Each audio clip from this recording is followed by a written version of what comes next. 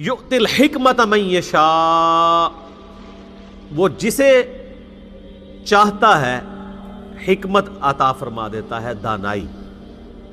وَمَن یؤت الحکمہ، اور جسے اس نے دانائی، عقل مندی اور حکمت دے دی، فقد اوتی خیرا کثیرا، تو بے شک اسے خیر کثیر عطا کر دی گئی۔ یعنی اللہ تعالیٰ ہمارا ہے سب سے بڑی خیر ہے کسی کو دانائی مل جائے۔ یہ اس کا ذکر یہاں پہ کیوں آیا ہے؟ دنیا میں تو عقل مند اسے مانا جاتا ہے جو مال جوڑ کے رکھتا ہے، اللہ کے نزدیک عقل مند وہ ہے جو مال اللہ کی راہ میں لگا دے، اور اللہ کی راہ میں مال لگانے والا تو بڑا دانا ہے، اس کو اللہ نے حکمت دے دی، وہ بڑا سیانا ہے کیونکہ اس کا مال ضائع نہیں ہو رہا۔ دنیا کا کرائٹیریا مال کے سیونگ کا اور ہے، اللہ کے نزدیک اور ہے۔ بخاری مسلم میں دونوں میں حدیث ہے، نبی علیہ السلام نے فرمایا کہ انسان کہتا ہے میرا مال میرا مال میرا مال، حالانکہ تیرا مال تو وہ ہے جو تو نے کھا کر ختم کر دیا یا پہن کر بوسیدہ کر دیا یا اللہ کی راہ میں خرچ کر کے قیامت کے دن کے لیے محفوظ کر لیا، باقی جو بچ گیا وہ تیرے ورثاء کا مال ہے۔ تو نبی علیہ السلام نے فرمایا تمہارے 3 مال ہیں، اچھا ان 3 میں سے بھی 2 ضائع ہو چکے دنیا میں، پہن کے اور کھا کے۔ اب پہننے میں گھر کا شیلٹر بھی شامل ہے، کیونکہ مرنے کے بعد وہ گھر بھی تو ورثاء کو ملنا ہے، آپ نے قبر میں تو ساتھ نہیں لے کے جانا۔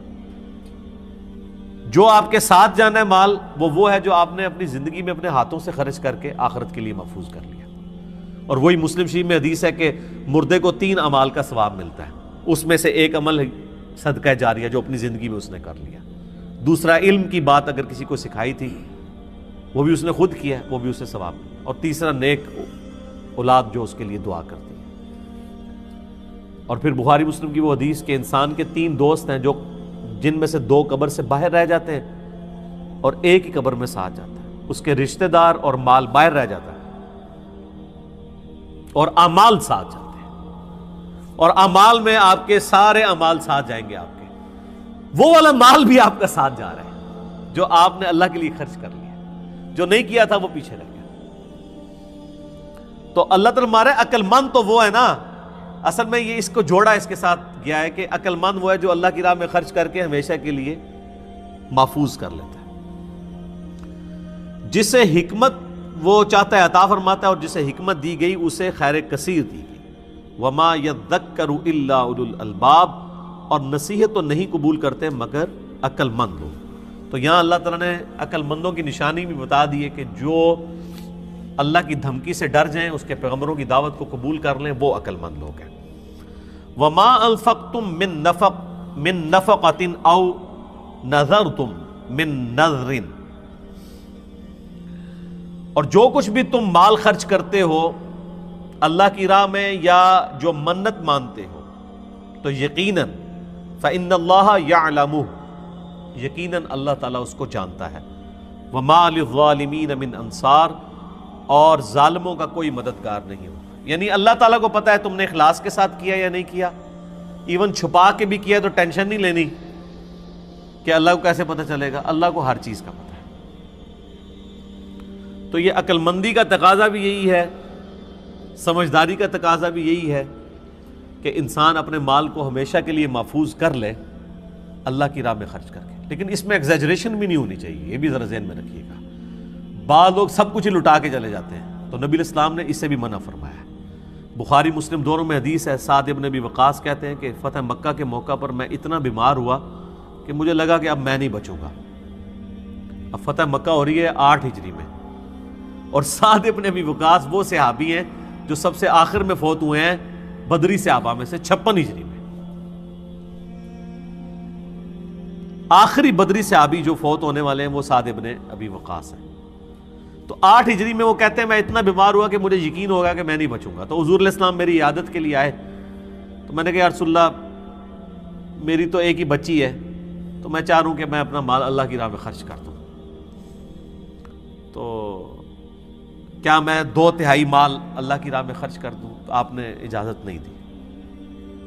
پھر ان کا یا رسول اللہ میں آدھا مال اللہ کی راہ میں خرچ کر دیتا ہوں۔ آپ علیہ السلام نے اس کی اجازت بھی نہیں دی۔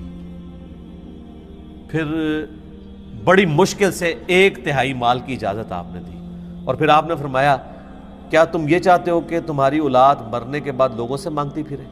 اس سے بہتر ہے کہ تم ان کے لیے چھوڑ کے مرو۔ یہ ایک ڈیٹم لائن ہے حدیث میں کہ 1/3 سے زیادہ مال کوئی شخص اپنی جائیداد کا اپنی زندگی میں کسی کے لیے ہبہ وصیت نہیں کر سکتا۔ 1/3، 2/3 مال اسے چھوڑ کے مرنا ہوگا، اور یہ 1/3 بھی ایز اے لاسٹ ریزارٹ ہے۔ بعض لوگ یہ کرتے ہیں کہ وہ جناب آدھی سے زیادہ جائیداد ہی اللہ کی راہ میں دے دیتے ہیں، کہتے ہیں جی اللہ نے دیے اتنا ہوا ہے تو میں خرچ کر دوں، اپنے ہاتھوں خرچ کر جاؤں۔ یعنی ان کو یہ امید نہیں ہوتی کہ ہماری اولاد پیچھے سے یہ کرے گی، تو اولاد کی ایسی تربیت کرے نا کہ اولاد بھی اللہ کے کاموں میں لگائے اس کے۔ تو بہرحال چونکہ اسلام میں مال و دولت کا مالک اللہ ہے، لہٰذا اللہ نے آپ کو اجازت نہیں دی ہے کہ آپ اللہ کے مال کو 1/3 سے زیادہ مال آپ وصیت کر سکیں گے، اور وصیت غیر وارث کے لیے ہوگی۔ وصیت یہ ہوتی ہے کہ میرے مرنے کے بعد فلاں کو ملے، وہ وارث کو نہیں آپ کر سکتے، کیونکہ وارث کو وہی ملنا ہے جو آپ کے وراثت کے قوانین آئے ہیں سورہ نساء کے اندر۔ ہاں ہبہ آپ اپنی زندگی میں کر سکتے ہیں، وارث کو بھی کر سکتے ہیں، لیکن وہ اپنی زندگی میں اپنے ہاتھوں سے دینا ہوگا، لیکن اپنی زندگی میں وراثت آپ تقسیم نہیں کر سکتے، کیونکہ یہ تو پتہ ہی نہیں پہلے کس نے مرنا ہے۔ یہ تو سعد ابن ابی وقاص کو نہیں پتا انہوں نے مر جانا ہے کہ نہیں مرنا، تو آپ کو کیسے پتہ ہے؟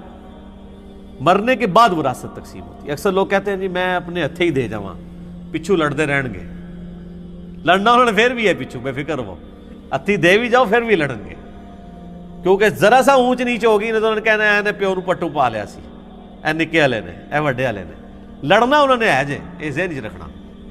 اللہ یہ کہ جس کو خوف خدا ہوگا وہ تو معاملہ الگ ہے۔ تو اللہ تبارک و تعالیٰ اس چیز کو ناپسند کرتا ہے کہ کوئی شخص جو ہے وہ سارا مال ہی اللہ کی راہ میں لوٹا دے اور پھر پچھلے جو ہیں وہ مانگتے پھریں۔ اس چیز کو نبی الاسلام نے ناپسند فرمایا۔ یہی وہ چیز ہے جسے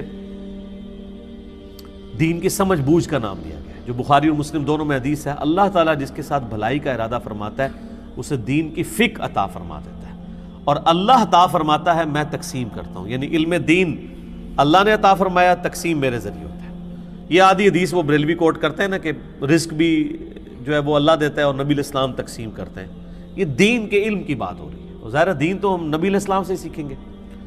تو آپ دیکھیں یہ جو حدیث ہے نا کہ اللہ تعالیٰ جس کے ساتھ حکمت یعنی بھلائی کا ارادہ فرماتا ہے اسے دین کی فقہ عطا فرما دیتا ہے، اسی کو سپورٹیو یہ آیت بھی آ گئی ہے کہ اللہ تعالیٰ فرماتا ہے وَمَن يُؤْتَ الْحِكْمَةَ فَقَدْ أُوتِيَ خَيْرًا كَثِيرًا، جسے اللہ تعالیٰ حکمت دے دے اسے خیر کثیر دے دے، یعنی اس کے بھلائی کا ارادہ فرما لیا نا اللہ تعالیٰ۔